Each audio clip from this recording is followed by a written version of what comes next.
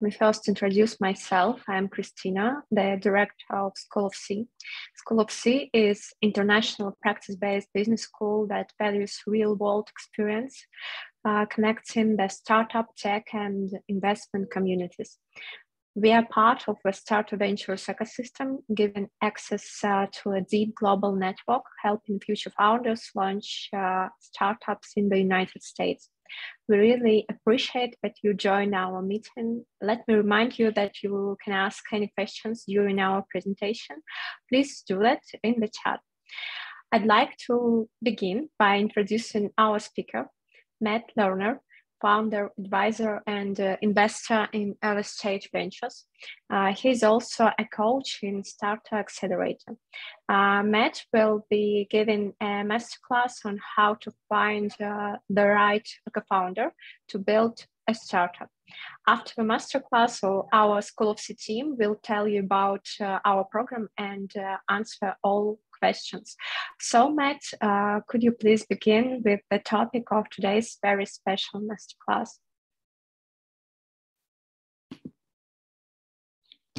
Hey everybody, my name is Matthew Lerner. I am a startup coach and advisor.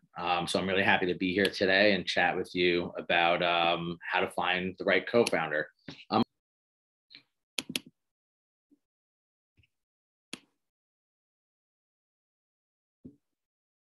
Okay, so today we're going to be talking about how to find a co-founder to build your startup. There's a number of reasons why this is super important, and we are going to go over them right now with all of you. The presentation is probably going to be about 20 minutes or so. We're going to do a little activity together, and then we're also going to do some Q&A if we have time.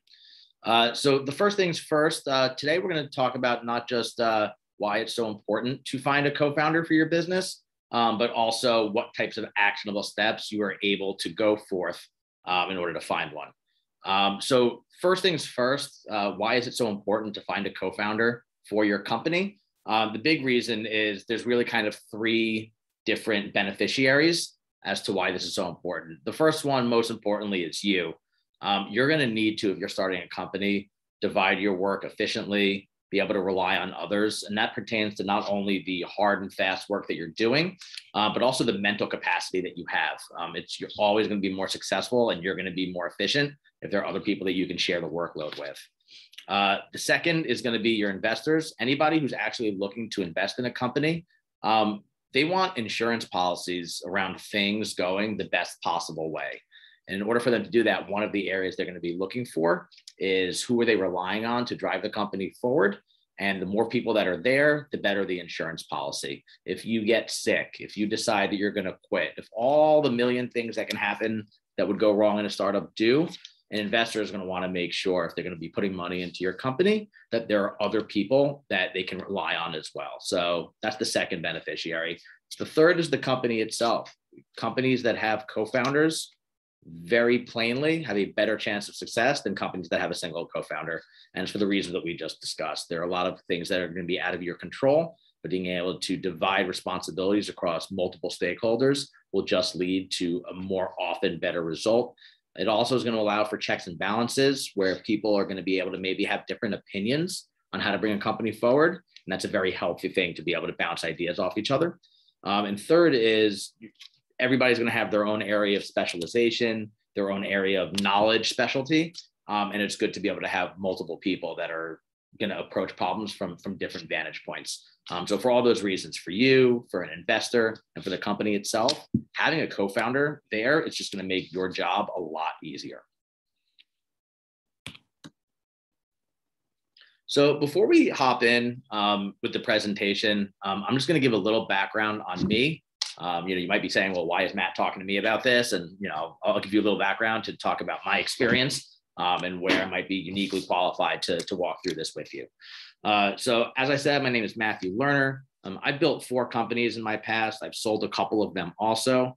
And in between founding companies and selling them, I've been through absolutely every single stage that there is in a startup atmosphere. So that includes raising money, that includes finding co-founders, hiring early stage teams, getting to product market fit, doing mergers and acquisitions, partnering with strategic investors, and ultimately selling the business. Right now, and over the last 2 years, I've been spending all of my time not on building my own companies, but on acting as a startup consultant and advisor to help others succeed where I've been able to find success also, and also to help them learn from a lot of the failures I've done too, which is a big part of starting businesses. As far as my industry expertise, I consider myself to be pretty industry agnostic. I've built and sold companies both that are business to business as well as business to consumer. I've done hardware and software. And my background is pretty generic. The one area where I haven't done a lot of work is in some of the science fiction stuff. I don't do a lot of crypto. I don't do a lot of deep space tech. But any real products and real services that are for real people are businesses that I have a lot of comfort in building and have experience in as well. As part of my consulting work, I've actually been working at Starta through the accelerator here in New York City, which is where I'm located right now. And I've been doing that for about 1.5 years. So over the last 3 batches, and we just started our 4th batch a couple of weeks ago.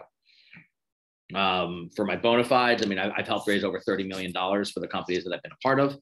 And then just a little bit about me personally. I'm living here in New York with my wife. I'm from New York City originally. I went to the University of Michigan, which is located in Ann Arbor, for those of you who are familiar with the US. And then I'm always looking for my next great meal, whether that means traveling places to go to a destination restaurant, cooking at home. I'm a big foodie. So that's a little bit about me personally. We're all good? Yes, thank you. Okay. So that's a little bit about me. I think we're going to talk now just kind of on, how we're going to go about finding a great co-founder for your business. So the first question, we're going to break this up kind of into high level questions. First question you're going to ask yourself is, what type of talent is it that you need? And the way to go about this, I've always found is the most useful is to first start with yourself. It's going to be very hard to find what type of a co-founder is going to be great for the business if you don't first ask some of these questions about what you're great at and what you're weak at.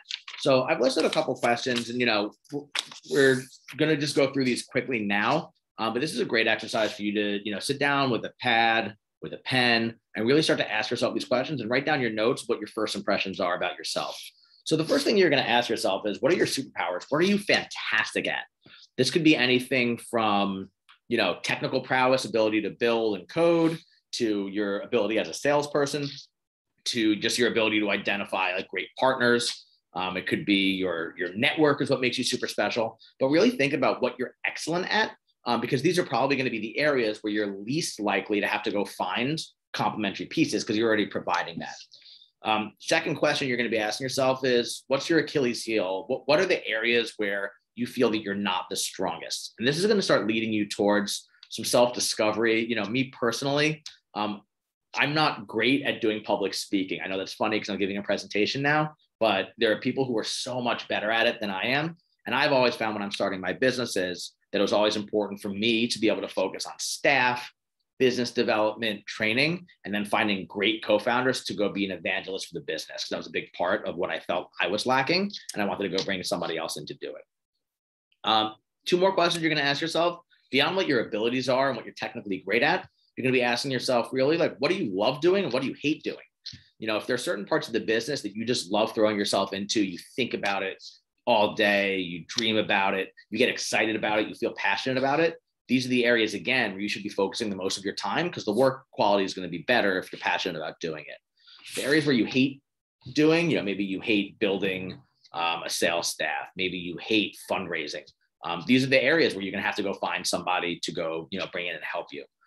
So again, like knowing more about yourself and what you really excel at and what you're passionate about, what you like doing is going to educate you very, very, very well on where you're going to need some help and where you need to go find those skills in a co-founder. Lastly, you're going to want to understand maybe a little bit better about how you work best. Some people work really, really, really well in a very high pressure environment where they feel there's competition and they're being pushed and they're being challenged on their ideas. And some people are not like that at all, where they really need to work on a team, where like they don't like working independently, where they need brainstorming, they need positive feedback, they need to, feel the love from the people around them. Again, knowing this about yourself and where you've typically had success, either in working for somebody else or with somebody else, is going to help you find the right type of person to help bring your business along. it's really, really important that you guys are not only looking for somebody who's going to replicate what it is that you do, but also be able to give you a different perspective. That said, there's two things that I say are really, really important that you have to share with the co-founder. The first is a shared vision. You have to understand, both of you, and be on the same page about where you're trying to bring this company. And then the second is in style. Do you guys want to go about doing it the same way? Because if one person is very independent and one person is very team oriented, you're going to find yourselves never able to really work together and get on the same footing in a comfortable way. So as long as you share vision and you share style and you're able to find somebody that complements your weaknesses, I think that you're already off to a good start in finding somebody to work with. Next piece is kind of, where should you be looking? Obviously, there's a ton of different places where you can go about finding a co-founder. And you're going to need to go to all of them because it's very difficult and there's a lot of high competition for the best co-founders out there. You'll see on the screen right now, there's a whole bunch of logos of different types of places where you can look, but they're all different. Some of these are online communities. Some of these are accelerators. Some of these are networking events. Typically, I've always gone to a few different areas to find great people to work with. And that's not just a co-founder. That's going to be any early stage employee, the people that can lead a whole piece of your company. The first are the really great startup job sites that are out there. AngelList is a fantastic one. If you go into AngelList, you create a profile, you write a little bit about your company, a little bit about yourself, you're going to find that a lot of people are going to reach out to you to ask about what you're working on, if they might be able to help. You might find some great early stage employees here. You might find some great co-founders here, but certainly on the early stage company job boards like AngelList, you're going to have a lot of success. Second place where I think it's really great to look are the event and networking circuits. Depending on where you're located. Here in New York, it's an amazing community. In San Francisco, there's an amazing community also. But most major cities, most large areas that have a decent population with some startup culture, there's going to be events. There's networking events, there's panels, there's led discussions, there's meetup breakfasts. Go get yourself out there and just be very comfortable talking about your business. The more you put yourself out there, the more people are going to start to see you, the more that they're going to want to ask questions, and you might find somebody who's really, really great. Third area is there's a lot of online networks, Discord boards, job posting sites, things that aren't really related to hiring, but are more blog, education, and knowledge based. And this is a great place to be able to share ideas. There's just a lot of online networks where you can talk to other like-minded people, share ideas, and see if it might be a great fit. So I put some logos on the board that encompass all three of these. Definitely check them out on your own time and see how they differ, because some of them are events-based, some of them are online discussion-based, and some of these are just actual job posting sites. But all of them can be really, really helpful in finding somebody to work with. So just a couple of hacks on the best way to utilize these communities. Anytime that you meet somebody and you're taking a meeting, you're getting coffee, you're grabbing a beer, have a notebook with you and take notes in real time. I cannot stress this enough. There's going to be so much that's discussed, and you're going to be so excited about discussing it that you're going to forget a lot about what you talk about. So every great founder, they always have a notebook on them. They keep it in their bag. They keep it in their back pocket. When you're having these conversations, take notes, because you're going to forget the details later. And then you're going to want to follow up with these people to kind of memorialize what you discussed. And you're going to want to refer to those notes to be able to do so. When you do your follow-up and you start, let's say you meet somebody at a networking event, they seem like they could be a great partner for you. You're really, really excited. You want to work with them. You get a meeting to have coffee. You share ideas. You're there for 2 hours. It's super exciting. You took all of your notes. Now you're going to want to reach out to them. You're going to send them an email to kind of recap what you discussed. Very important to keep these emails short and to the point. And there should only be one ask in them. If you write paragraphs and paragraphs and have a million different ideas, it's much less likely that the person that you met with is going to read through all of it, get excited, and reciprocate. You want to give a really short email, be like, hey, it was great meeting you. I had 2 ideas that I'm really excited about talking with about you more. Here's idea 1, here's idea 2. And then you're going to follow with an ask. And it's going to be like, are you free next week to chat? I'm open all day on Wednesday. Anytime is great for me. Make it super easy for them to be able to have positive momentum and work forward with working with you. It's real. An even easier way to be able to get this done is to have an outreach template that you've already drafted. So you're going to write it, you'll save it in your Google templates. And this way you can send that same note to maybe 10, 30, 50 people in less than 10 minutes, because you've already saved the draft and you can just copy, paste, and send. This is a really easy way to save yourself a lot of time and not have to worry about rewriting the same note over and over and over again, and maybe making a 1-hour project take 10 hours. Anytime that I also am sending an email where I'm asking them for something, asking them for a time to meet, asking them to review a presentation that I'm sending, asking somebody for money, whatever it is that I'm asking for, I always make sure that I'm giving them something as well. So I'll offer them, if I'm talking to an investor and I'm asking for money, I also send them a presentation of some other company that I know is raising money and say, hey, even if I'm not the right fit, I want to be able to help you in your investment journey. Here's another company that I think could be a great fit for you. Just as an example of the way that I go about writing emails. Keep it short, keep it sweet, have an outreach template ready, and make sure that if you're asking for something, that you're offering something as well. So let's say you've met somebody at a networking event, you took the advice to go out there and get in person, meet great people, go to networking events in the startup community. You met somebody who you think could be a really, really great fit. You go out for coffee, you hit it off, you send them an email that is a really great recap of what you put together.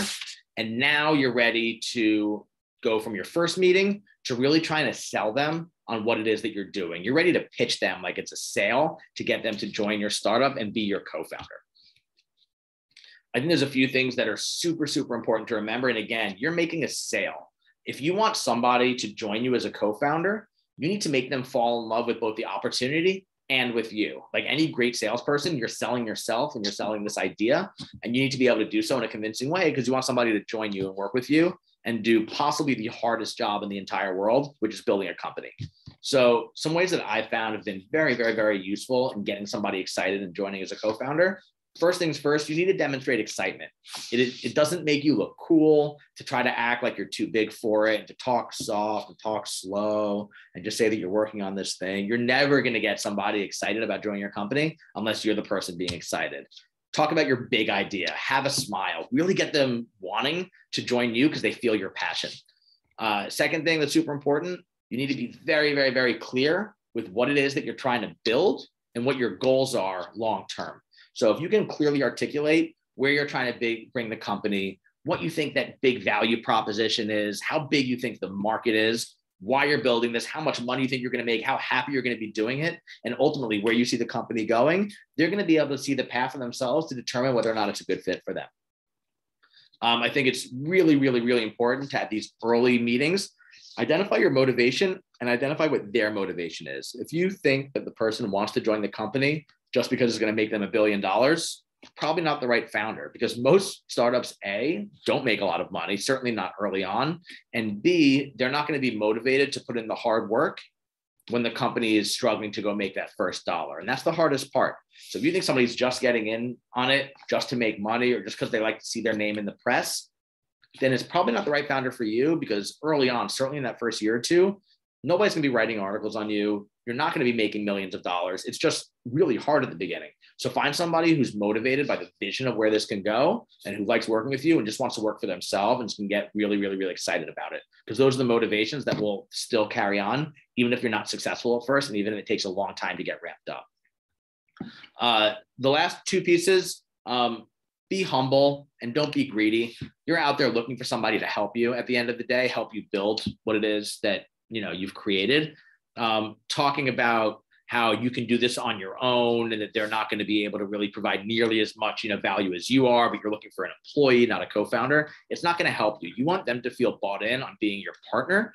And the best way to do that is to be humble and not to be greedy. The first conversation, it's not for talking about what the equity split is going to be. It's not going to be talking about what the responsibilities are. It's not going to be talking about how they need to talk to you and report to you. This is all about showing that you're excited about something, that they're the right partner, and that you're just really excited to try to bring them on board by any means necessary. All the conversations on roles, on responsibilities, on equity split, on compensation, that's for another day, and it's not for selling somebody on joining the company. So final checklist. This is, what I always encourage people when they're out there trying to find somebody to partner with them. Before going and doing that, it's really important to ask yourself if you're ready to A, bring on a partner because you're personally ready for it, and B, if the company is ready and positioned, your idea, your concept to go out there and bring on a co-founder? Because it might even be too early for you to discuss this with anybody else, and you still need to do a lot of work on your own. So this is a quick checklist. I think these are the most important questions you should ask yourself before even having the conversation to bring somebody else in. The first is, are you passionate about this idea, not just the money? Again, I stress this so strongly. Do not start a company. Do not look for investment dollars. Do not try to find a co-founder if the number one reason that you're doing this is to get really, really, really rich.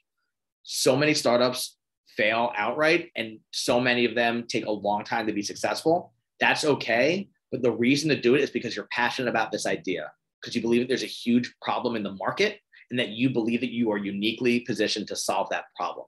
If you do not feel those three things, you should not be pitching somebody else. You should not be asking for dollars. And it's probably time to go find another job. And I mean that to save you time and effort and heartache and all the misery that will come if you realize that too late. So you would determine that you're passionate about the idea. We think there's amazing potential for you to grow. Have you spoken to anybody else to validate your thesis? Maybe you think that there's this huge market problem, but you should talk to an expert in the space, or you should read articles, or you should do research. Make sure that you're not making a faulty assumption from the jump, but speak to other people and think, see what they have to say, especially if they're an expert in the space that you're looking to build a company. They might be able to validate your feelings and help you also solidify and crystallize what that feeling even is. Third question you should ask yourself, is there an enormous market that's ready to be disrupted? If you're building a company, maybe you have a great product, maybe it looks really cool, maybe it works really well, has great features. But if you're doing this just to help 5 people, and it's because like your family just has like a quirky way of doing things, and you want to build something to help your family communicate, that's not a startup company. That's a side project, and it's a little invention that you have. But for any successful startup, you need to make sure that there's this huge market of people that would be willing to use this product, pay for this product, and they currently don't have another solution that they're able to use. Next, is there potential for you to grow quickly? Again, like a company that's going to take 25 years to develop, that's not an early stage startup. That might be an enterprise company, that might be a company in medicine. But again, startup has to be able to demonstrate the ability to not only build a product quickly, but scale very rapidly within the market where they created a product. Next question, super important. Are you able to build out this concept with limited resources? That means, can you build a minimum viable product, some simple working prototype, some type of service that isn't going to require you millions of dollars, that isn't going to require you 5 years? You should be able to prove as to whether or not this is an important product and a viable product for you to build, as well as bring in staff to help you build it, and then eventually bring on investor dollars, if you're able to do it with limited resources quickly. Because that's going to be the make or break moment for whether or not you want to continue doing it, is if you can get to a place of scale in not too much time. Last couple questions. Again, these are kind of related. If there's positive momentum and you're moving forward and you don't feel like you've been working on the same idea for 2 years with very little to show for it, that's really important. But the biggest reason that you're going to be able to have success is if you personally have some special knowledge, some unfair advantage in bringing this product to market. Did you work in this space? Do you know personally a lot of people who had to go through this? Were you a customer in this space and you have a pain point that you're trying to solve for? If you have knowledge about this industry because of your past work or your past personal experience, you have an advantage over everybody else that are going to be trying to do this, because you know the market and you know the product a lot better than anybody else, and therefore you'll have a better chance of success. So again, before you start thinking about going out there and finding somebody to work with, bringing in investor dollars, go through this checklist and make sure that both you and the company are actually ready to do so. As far as resources out there, I always provide, this is like my personal reading list. These are my favorite books to read for founders. These are going to be some really, really, really great resources, and they're fun reads. They're not very academic and boring to get through. You can get through like each of these books in probably less than a week by just reading 30 minutes a day. So these are 4 of my favorite books. We'll provide this presentation to everybody, so you'll have these, but I highly recommend going on Amazon, ordering these books if you can. They all have a slightly different approach. What color is your parachute is really identifying your personality type, so you have a better understanding of what you're best meant to do and where your skills really are. Founders Dilemmas is a book about the most common early stage problems that partners have with each other. So it's a really great resource to educate yourself on as you're starting to have conversations with a potential co-founder. Third book, Leaders Eat Last. This is all about best tactics for being a leader of a company and being a leader in society. And then last, Lapsed Anarchist Approach to Being a Better Leader. This is all about business strategy, building a business, and some kind of quick hacks on the best way to build a business. This one's specifically about somebody who built a restaurant. So it's a little like different. It's not really a startup, but it's a great book about leadership and about how to build something from the ground up and really have like a passion and a mission statement around what you're doing. So I love all four of these books. Definitely recommend reading them. We're gonna do a little activity now, if that's all right. Anna, we're able to do like a group activity and have people post things in the chat, I assume, yeah? I think you're on mute, so I'm just gonna keep on going. So I wrote down a whole bunch of character traits here. These are character traits that I want everybody to take like a minute or two, and then we'll be silent for a minute, but I really want everybody to have some time to be able to go through these. I put a bunch of character traits that make for great leaders of companies, great founders, as well as great co-founders, somebody that you're going to be wanting to work with. So for each of these, we're going to take, I'm going to set the clock. We're going to take just 2 minutes. It's 11:28 right now, Eastern time. We'll do this until 11:30. I want everybody to take some time and write down the 3 traits that they think are the most important traits that they'd want one of their co-founders or their partners to have. I want you to write it down, and then we'll come back together in 2 minutes.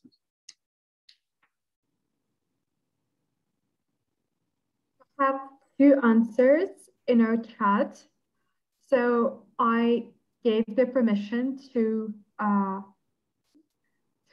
tell us a bit about these qualities.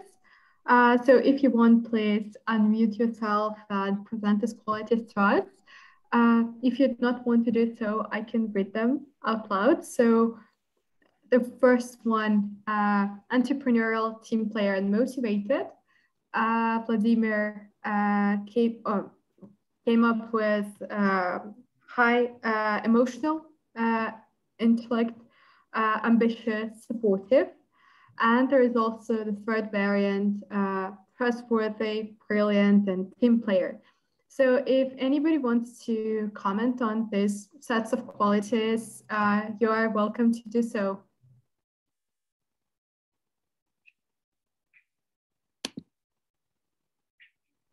Okay, maybe no volunteers today.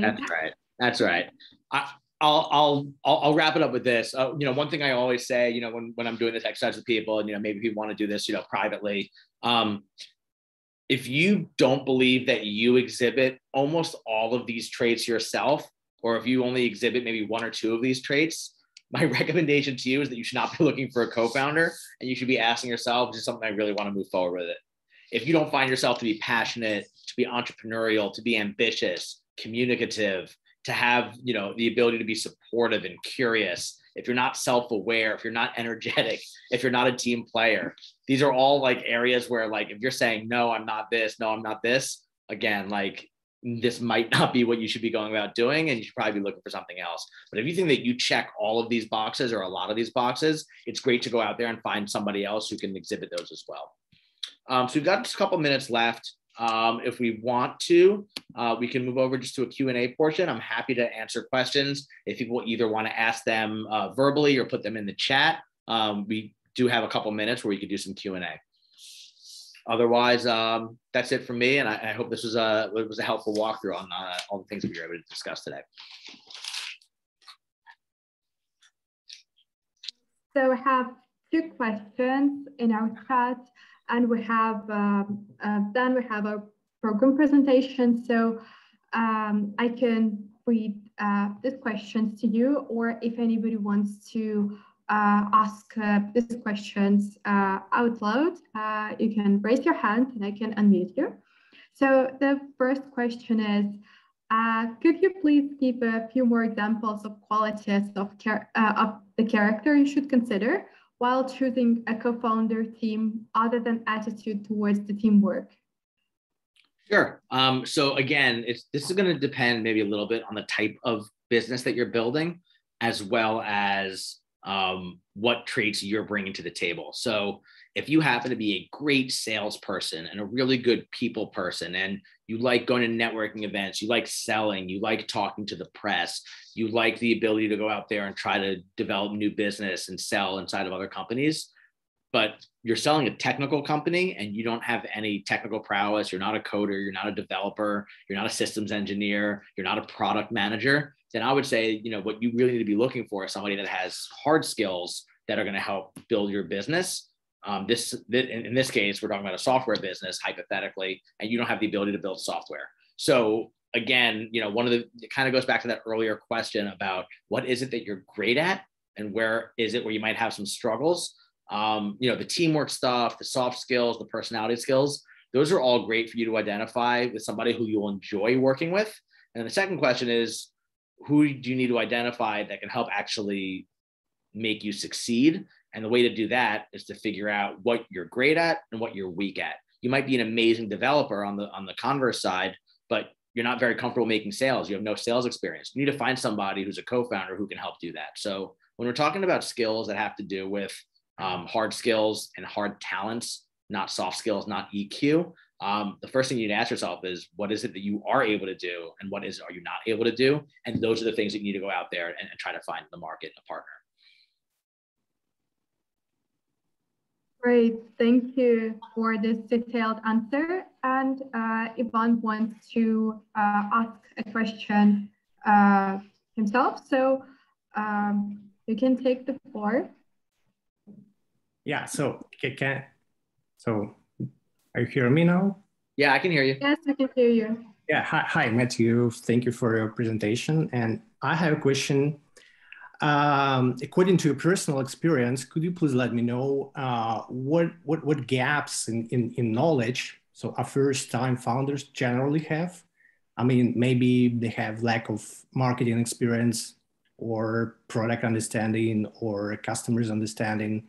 So generally, if you have like 100 founders, what knowledge they really need to proceed with their startups? Yeah, so I think that the area where I see the most founders make the earliest mistake, you're talking about, what do I see happen most commonly with 100 founders? What's going to happen 75 to 85 of them, of those 100, is that they've made a very early mistake in identifying if there really is a problem that needs to be solved. And by that, I mean, somebody has an idea for a company and they spend all this time convincing themselves that this is a huge problem that a lot of people really need to be solved. And there's a big market that is asking for it. And there's no other competitors that are out there that are already solving it. And that is the most common mistake. It happens the most often. And somebody convinces themselves that they created, this great painkiller when they really created like a fake vitamin. You understand what I'm saying? So I think that for anybody that has an idea on building a company, it's really important to validate whether or not the problem that you've created is a real problem that a lot of people experience. If it's not a real problem, you're just inventing something, and there's not a lot of people that would benefit from what you're building, and there aren't people that are also already creating that solution, then what you're doing probably needs a little bit more of an examination. And this happens the most frequently. I would say like 85% of founders, they build a business and it ends up not going anywhere because they've convinced themselves that a problem exists that really isn't a problem, that nobody's asking for it to be solved. Okay, thank you. And I have one more question. Yeah. So what do you think about like advisors? I mean, maybe it's better to find out some advisors in the beginning, not a co-founder. What do you think about that? Absolutely. Yeah. So I think that one of the best ways and one of the most effective ways to determine whether or not what you're building could have legs and could grow into that high growth opportunity is to talk to people that are actually experienced in building companies and then also experienced in the space in which you're looking to build. Being able to validate what it is that you're doing, being able to talk to somebody who knows the market even better than you, because maybe they've been working in it for 20 or 30 years already, is one of the best ways for you to figure out, what's the ultimate potential? What do I need to do first? And where can I go find people that might be helpful? You also might find, which is very common, that one of your advisors over time ends up becoming an early employer, ends up becoming your co-founder anyway. So it's a great idea to start with an advisory relationship. I think it's a great idea. Yeah, thank you. Thank you for your answers.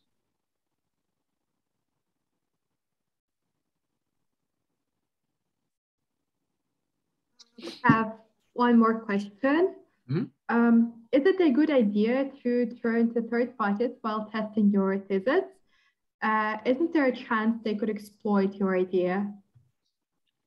Sorry, can you read the first part of that again? Of course. Is it a good idea to turn to third parties while testing your thesis?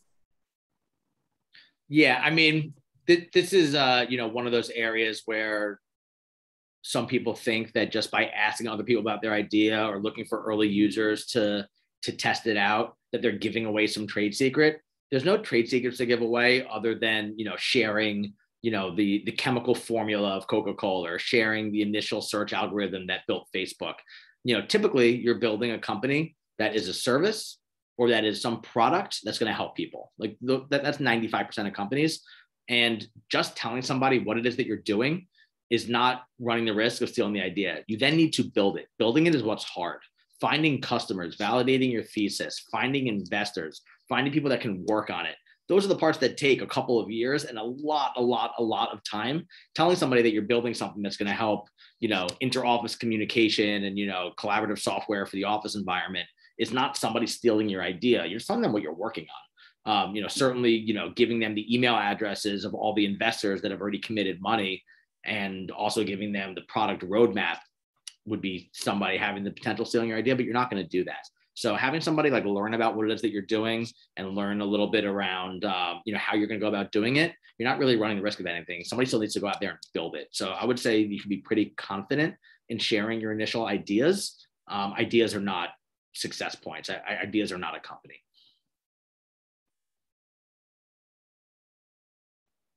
Great. Thank you so much for answering this question. If anybody has a question and wants to ask it, this is the last chance to raise your hand. So, okay, I think that we are done. Thank you so much for this helpful masterclass. Oh, I have a question. I have one last question. Right. Wonderful. Yeah, I gave the permission to unmute. Hi. I just wanted to ask, how we can survive in a monopolized market. It is not individualized, monopolized, but there are few key bigger players. So how can we survive in that environment? How you can survive in what type of environment? I missed one word. Monopolized market. Like there are few big key players that has formed a monopoly over the market. And if you are a new competitor and you're bringing a better product, but the thing is, the market is being influenced by them already. So how can you manage that? Yeah, so this is a much larger, more detailed conversation. But that said, for early entrants into a market that's been monopolized by one or two players already very heavily, like let's say you're building email software and you're trying to compete with Google, so very difficult to do that. The people who have had the most success are people that have the ability to offer their product that is significantly better and also being able to do it for free for a certain amount of time to gain user traction. So one of the only ways. Sorry to interrupt you. What I mean is whether we should be looking for a venture capitalist to sustain for a longer period in order to compete for a longer time, or we should find an alternative and provide something. Obviously, you're providing something better, but obviously once you have a key players involved, then it becomes a bit difficult to get on the financing side and advertisement as well. Sure. So you're only going to be able to find venture capital investment or any type of investment if you've demonstrated an ability to bring a product to the market that is not only better, but has demonstrated ability to bring on customers. So I think you're looking at this a little backwards, which is like, how do we enter a market that's really difficult to enter? Do we need to just go out there and get venture capital? No venture capital is going to put money into a business that hasn't already demonstrated an ability to gain customer traction away from what's currently there. So you're kind of putting the cart before the horse, in that I think what you first need to be able to do is, can you create a meaningful enough product that you can peel away customers from legacy players And in order to do that, you either need to offer something that is cheaper or offer something that is better. And it's through that demonstration by saying, like, hey, we can actually carve away pieces of this market because what we're building is both better and cheaper, that you'll be able to attract venture investing. It's not the other way around. A venture investor is going to say, hey, let me give you money so you have enough time to peel away customers. You would say to the investor, we've demonstrated an ability to peel away customers, so give us money and we can get an even larger share. I totally understand your point, but there's one factor that we are struggling with is we cannot provide our product cheaper because it's better and it's a bit expensive than the current market. So that's one of the key that we're feeling on that. Better and more expensive is okay as long as it's actually better and as long as you can actually convince other people that it's better. If the only people that think that your product is better are you and your co-founders and no customers actually think so, then that kind of tells you what you need to know. If somebody actually is willing to pay more for a better product, which happens all the time, premium products will enter a market that usually has cheap products and they can get market share. So if you're able to demonstrate, clearly articulate, and sell your better, more expensive product to people that are using a cheaper, inferior product right now, and they can be convinced to change what they're using, then that's a great talking point, and that is what you will use to go attract capital. But if you're the only people that think that your product's actually better and you're not able to convince people to pay more money for it, then either your pricing is wrong or your product isn't as much better as you think it is. No, thank you. I got your point.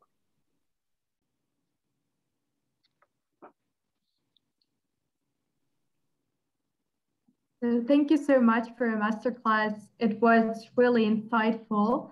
And now I'm going to give the floor to Veronica. Veronica is our program manager, and she's going to tell you about C-Level program by School of C. And it's also a wonderful place to find a co-founder and build your venture scalable startup in 5 months. So please start. Thank you so much. And I'm going to, say hello to everyone first.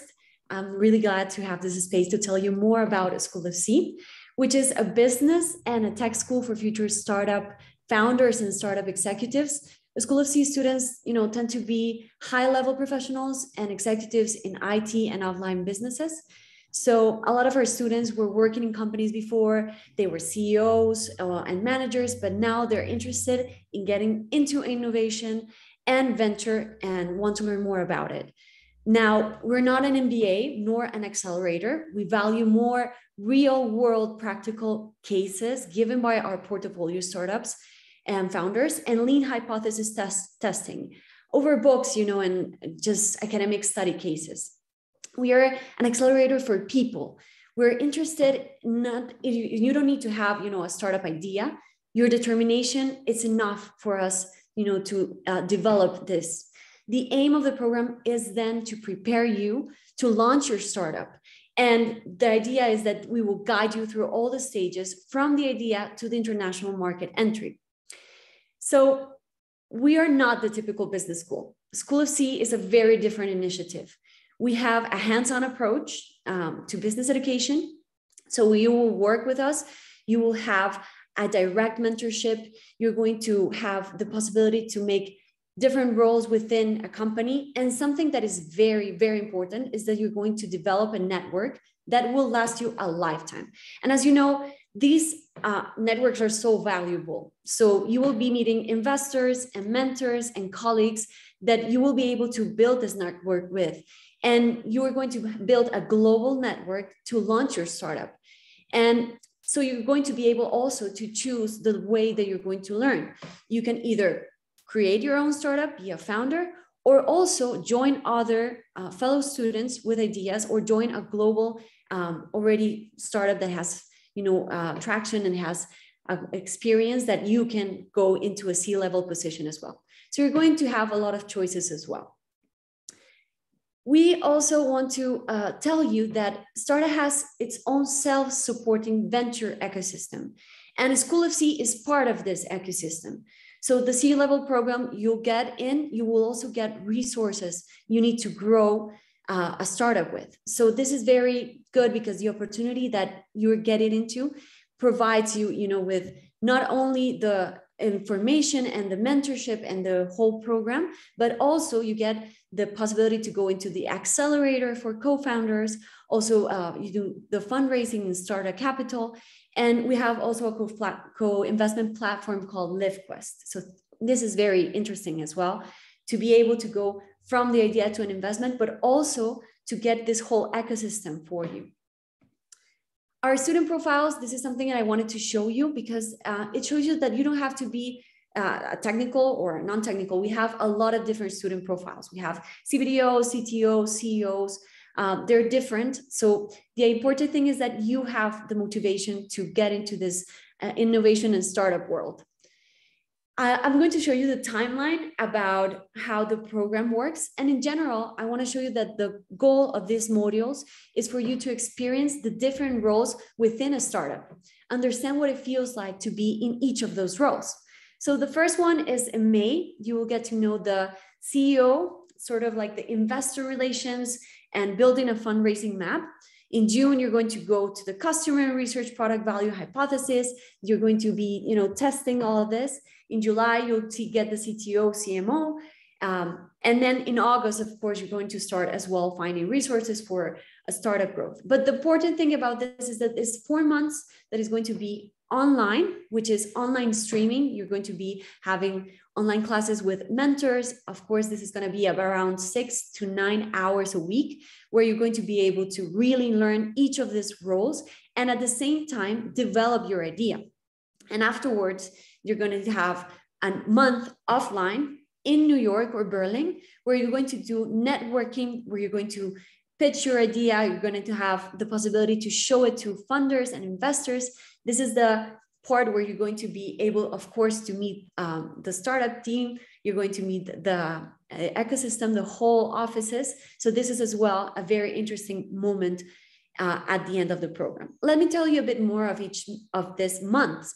So first, as I told you, the CEO relations, the possibility of this part is for you to really know how investors think, how they evaluate these different startups. So you're going to learn from seasoned VC investors, you're going to devise an investment proposal, and you're going to start, working on your startup as well. Find like-minded people to build a team and to brainstorm. You're going to pitch your project to experts from the startup accelerator as well. Then in June, you're going to focus on the CPO and CMO, which is the customer research and product value hypothesis testing. You will understand how to really conduct quantitative and qualitative research for your ideas and how to really launch them in the US market. Of course, you're also going to be, as I told you, in a very practice-based approach. So you're going to be able to also get cases, real life cases from our alumni and from people who are in the Startup Accelerator who already have a startup and they're facing everyday situations.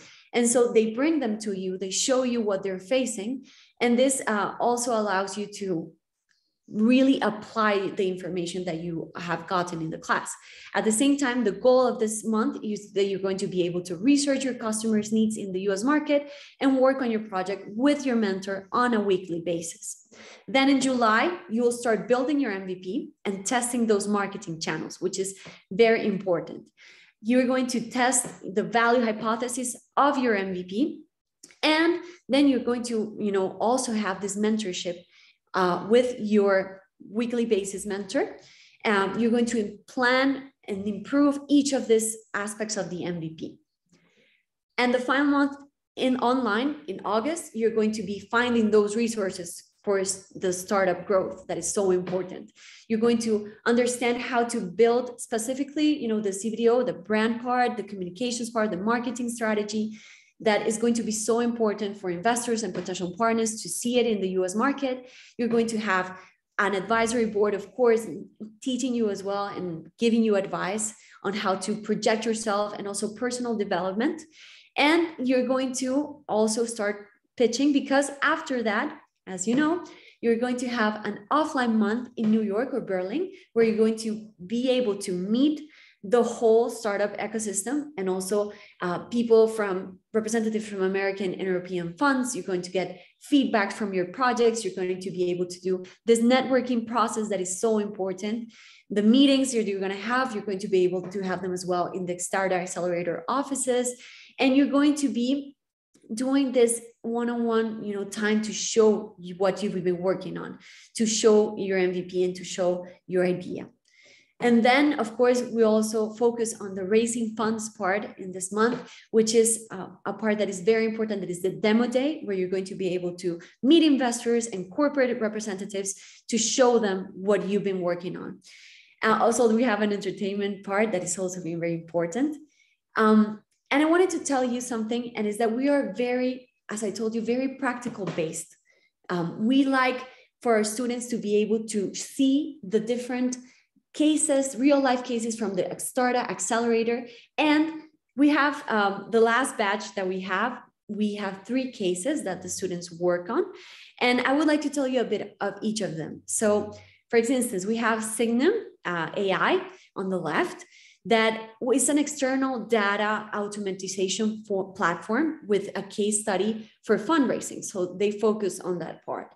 But we also have Siren Aerospace, which is a startup that builded electric personal aircrafts. And in this case, students help them with the startup to create a new product, a private community for aircraft lovers, that they were going to be the first users to prove and to see, if the product was market fit, and also to show them to investors afterwards, to show that the demand was real.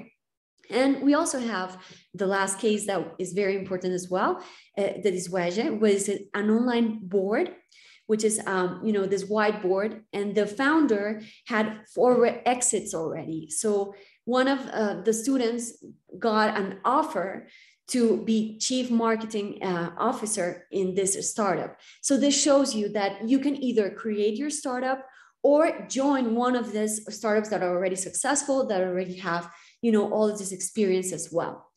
We have founders from all around the world. We have founders from Africa, Latin America, from Eastern Europe. We have founders from Italy to Spain, and this is a global network. So what you're getting as well is this possibility to think globally, to start working globally if you're not already doing it as well, and to really start your idea, get it from an idea to an investment in 5 months.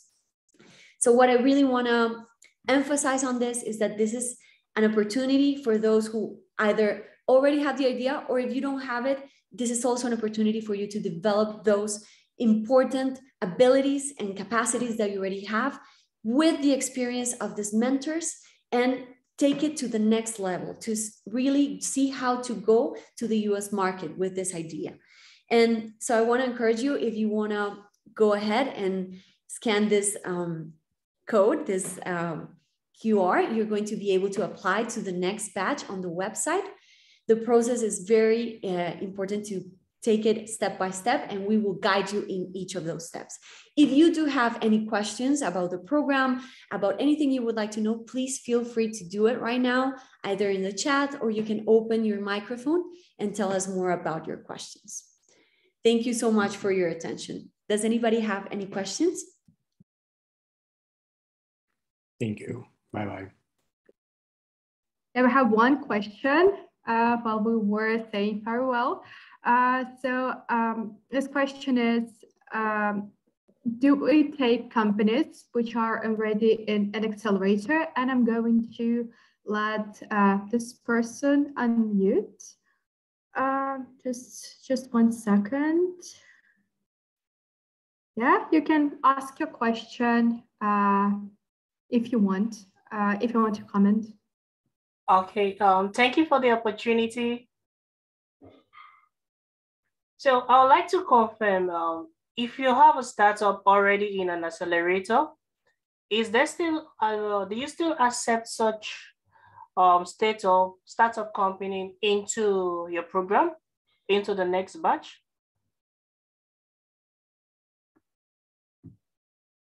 Hello?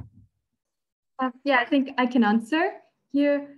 And our program is the best fit for very early stage startups, for teams with an idea or with no traction. So it can be decided case by case. So if you are at a very early stage and you need guidance to launch a startup in the US, so this program is a good fit for you. If you do have traction and you need to scale on the US market or any other market, so we can also refer your application to Start Accelerator in that case. So it depends on the stage of your startup and on the guidance you need to launch a startup in the US. Okay, it's still a very early stage startup, and we are yet to come out to the public. Okay, so you'll receive my application soonest. Great. You can apply and have a consultation with Veronica, and Veronica is going to answer any question you have and discuss your case. So thank you so much for asking us this question. You're welcome. I just dropped in my email on the chat just in case. Great, thank you. Yeah, I got your email. So thank you so much, and have a nice day. Bye.